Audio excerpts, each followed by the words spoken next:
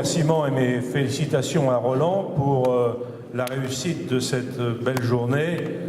À chaque fois, c'est un plaisir de se retrouver ici tous ensemble. La voix du bon sens nous vient d'Italie.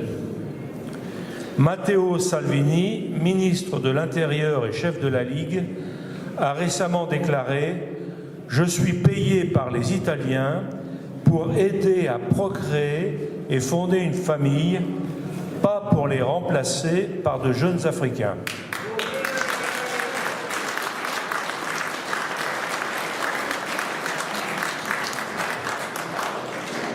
Il enfonce ainsi le clou, car il avait déjà affirmé « Un pays qui ne fait pas d'enfants est destiné à mourir ». Nous avons créé un ministère de la famille pour travailler sur la fécondité, les crèches, sur un système fiscal qui prenne en compte les familles nombreuses. À la fin de ce mandat, le gouvernement sera jugé sur le nombre de nouveau-nés plus que sur sa dette publique. L'actuel gouvernement italien s'inscrit ainsi, sans complexe, et il faut l'en féliciter, dans la droite ligne de la politique mise en place par Mussolini. Le Duce, en effet, oui, mérite les applaudissements.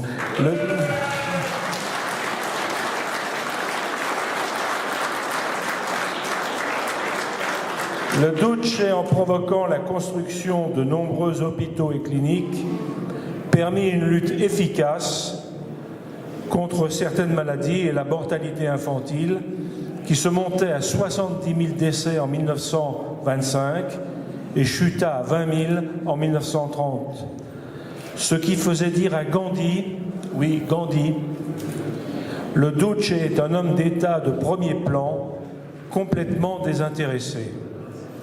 Ça, c'est une phrase qu'on devrait indiquer à certains historiens. Ça leur ferait du bien pour voir clair.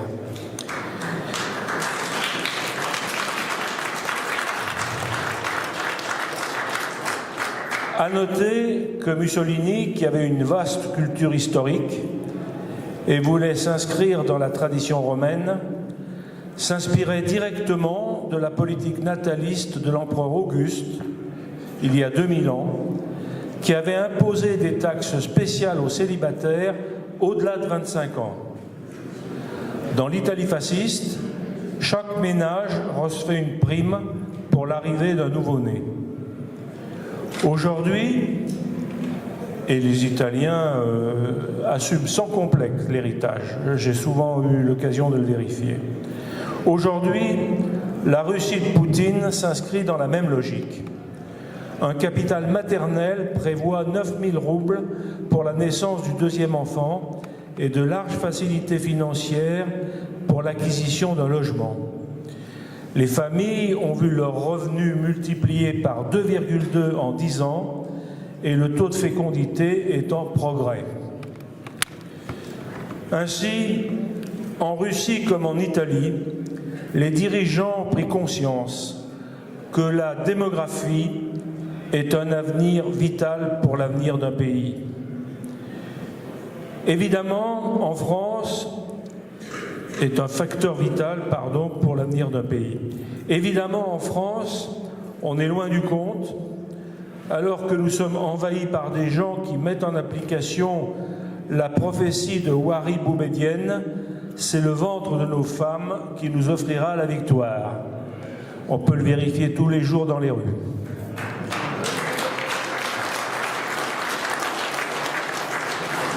Et le plus grave, peut-être, à mon sens en tout cas, c'est que les Français de souche, ceux que j'appelle volontiers les Gaulois, sont enfermés dans un individualisme, un égoïsme qui fait qu'ils se contrefichent de tout ce qui n'est pas leur petit confort matériel, leur distraction débile, voire le cirque de la Coupe mondiale de foot, qui a vu le triomphe d'une équipe africaine badigeonnée en bleu,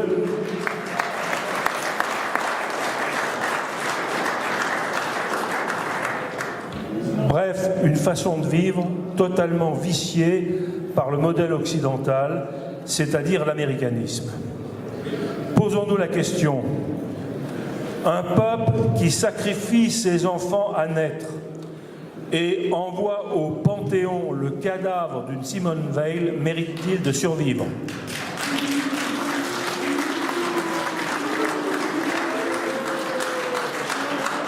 Heureusement, il reste des communautés qui ont gardé le sens des valeurs de vie. Je vais peut-être surprendre certains de mes amis, mais peu importe. Car c'est pourquoi, en fonction de ce que je viens de dire à l'instant, je conseille vivement à mes camarades de prendre exemple sur des catholiques traditionalistes dont les familles nombreuses offrent un spectacle qui réchauffe le cœur. Mon cher ami Escada.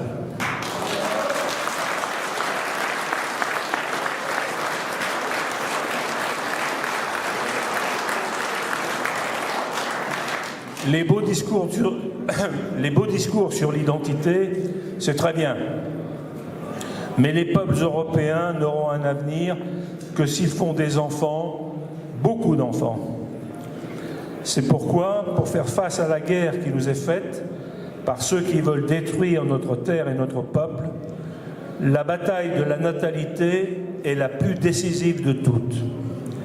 J'appelle donc tous ceux qui veulent que la France, la vraie France, la France réelle, existe encore demain, à unir leurs efforts au-delà des différences philosophiques ou religieuses qui n'ont finalement aucune importance relative.